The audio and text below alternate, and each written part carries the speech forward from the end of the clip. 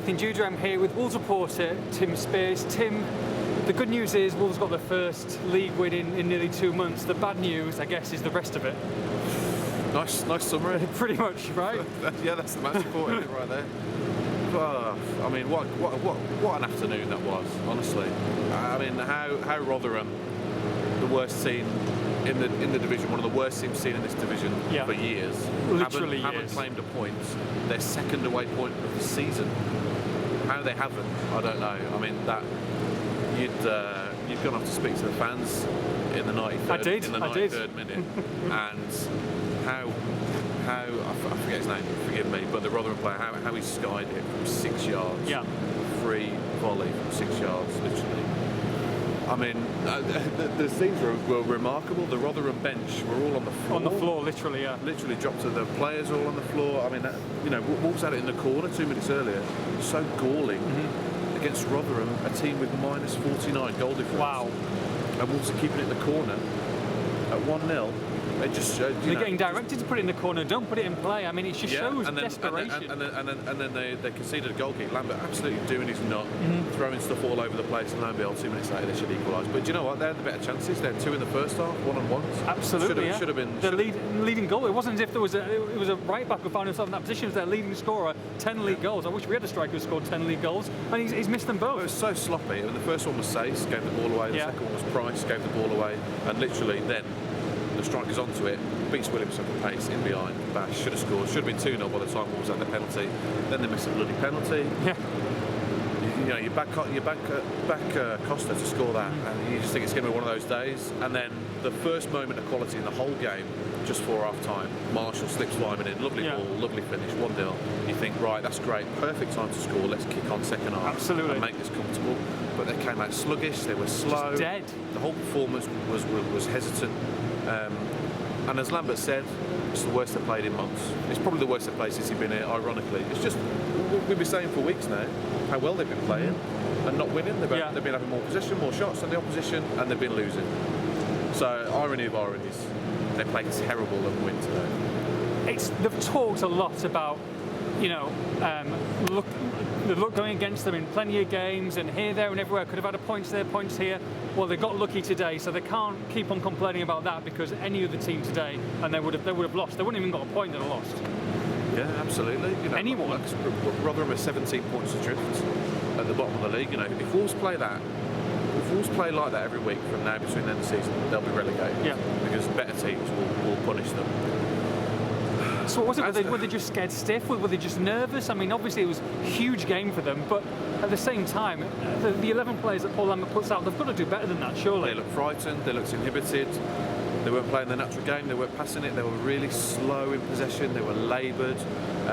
Rotherham had 10 men behind the ball, and as has been the Wolves' way in the last few weeks, they couldn't break them down, and all they were doing was spraying long, quarterback-style passes to the wings, and then trying to get them behind, and it just didn't happen once at all. And then second half it opened up a little bit because Rotherham were pushing forward, but Wolves just couldn't exploit those gaps. I mean, a couple of chances here and there, but again, it's been the same story in recent weeks. But yeah, the standard of play was so disappointing. Speaking to the fans, they're coming out of this game thinking almost like it's a defeat. It feels like a defeat, and just says everything, really, doesn't it? Well, especially the reaction at full time. I mean, I can't remember seeing Wolves booed off after a victory before, and it was a minority, but there were boos at the full time whistle, and then Lambert's gone onto the pitch to try and applaud the sandbag. He's been booed, and it's just crazy how it's come to this, because all you wanted today was a victory. Yeah. Lambert said it yesterday. We'll take an ugly win. Win all. You're in a relegation scrap. It's all about points. Absolutely. And people are sick of hearing the Wolves playing well in recent weeks and not winning. Absolutely sick of it. Yeah. So what happens today? They go and win a game. They still get booed off. It's not going to appease the fans, though, is it? And you can understand it. I think especially the whole corner flag thing really frustrated and riled some people up. If you do it and you see it through, then this is what teams on the continent do all the time. You keep it in the corner and you see out the game. Yeah, I think it was just a matter of who you're playing and the quality of the opposition and the way the game had gone. Very galling, and to do that, to keep the ball in the corner, is a bit questionable. But to do it and do it badly, like Wolves would have to do, makes it even worse. So I can see, personally, as a football fan, I would never boo a victory, and most people didn't. I can understand the frustration.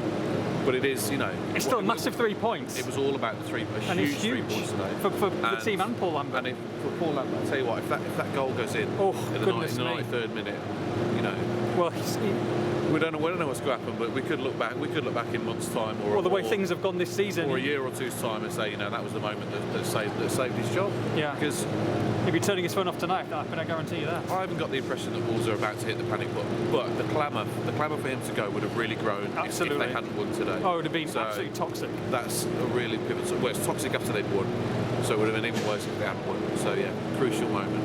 Got away with it. And if they play like this, going to Brentford on Tuesday night, or Fulham, who have gone to Newcastle and won today, they're going to get hiding, aren't they? They need to book their ideas up. They will, but they played better from home, away from home. That's probably the worst they've played under Lambert. I think it's probably the worst they've played this season. So, but they've been playing well in recent weeks. So today, your hope is a one-off as far as performances go, and you hope that away from Molineux, where they just cannot play well at the moment, or you know they can't play well and win. Yeah. They've a few of these performances in the last month, but they haven't been winning it. Basically, they've had massive problems at Molineux all season. It'll be beneficial to go to Brentford. I think the Fulham game will suit them. If you look at the way the Reading game panned out with possession last week, I think the Fulham game might suit them as well. So yeah, they've moved up the table, and they're still only 1 point clear of the drop zone. They go to Brentford, game in hand, on the back of 4 very welcome points from 2 matches. And yes, there's a lot more subtext to that, but at the end of the day, it's 4 points from 2 matches.